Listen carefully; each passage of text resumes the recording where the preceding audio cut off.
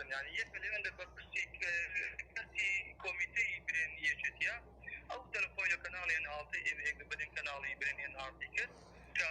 خۆم ڕاوەستابم زەماتم ڕاوەستابم کە یعنی چی دەبۆ دەگەم ئەم کابراک معامەلەم و کرێکارم ڕۆژانە 3000 دیناری بەڵام لە هەمان ئەو لەم کۆمەلە مەڵبەندێکی نابوو.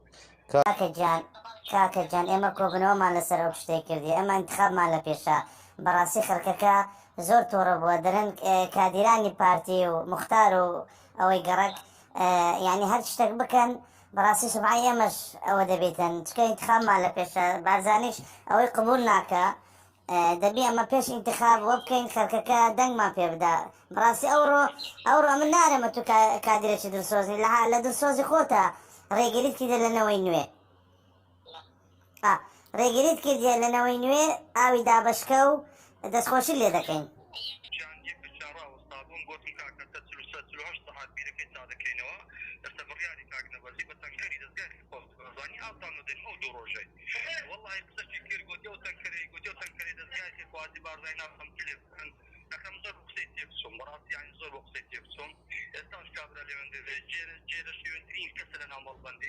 يعني قصي بمبريتن كري هاي بارزاي نظام تليفون يعني زونك على كل من قصينا كم جبال السرنا وسيتن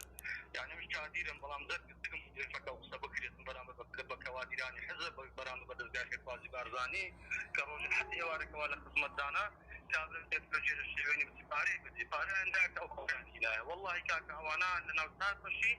يبقى شايفنا هذه كهم کاکە جان ئەوە جەب قسە بە ڕێبازی بارزانی بڵێ ئەوە بەخۆی دەرارت لە ئەوەی خۆی دەکات شخصیت خۆی دەکاتن ئەوە یەک دووش ئەمە ئەتو بزان هەندێک ڕێگری و شتت کردبوو لە کامێرەکەشتدا بۆ ئەوە جوان نیە ئێستا خەڵک دەڵێ نەوەی نوێ ئاوی دەینی پارتی نایلی یعنی وە بوون ئەمە ناشرین بووینە تەمەشاکە بزانە یعنی ئەمە زۆر چوینە دواوە ئەوە خۆش نییە چکەمە ئەمەوانین بەڕاستی ئەمەش دەمانەوێت خەڵکەکە ئاوی خۆی وەرگری و ئەوە بکە بەس بەو هەڵوێستەی تۆ دەبی یعنی شتێک بکە هیچ نەبی داوای لێبوردنێک پێی لەبەر وەزعی خۆمان چکە انتخابمان لە پێشە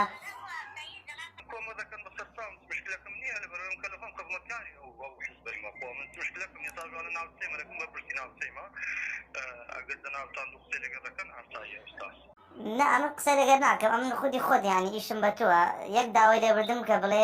بڵێ هەندێک کەسی جێرە شێوەن لە ناوەزعەکەی بوون بڵێ ئێمە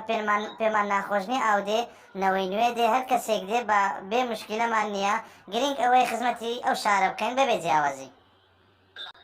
باشە چاوت خۆش بی کاکە گیان زۆر بەڕێزی باشە چاوەکەم ئاگاشم لێت دەبی ئاگام لێت دەبی دەرم کادیرێکی باشە و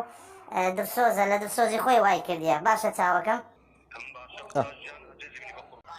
چای منی چاوەکە دەخواست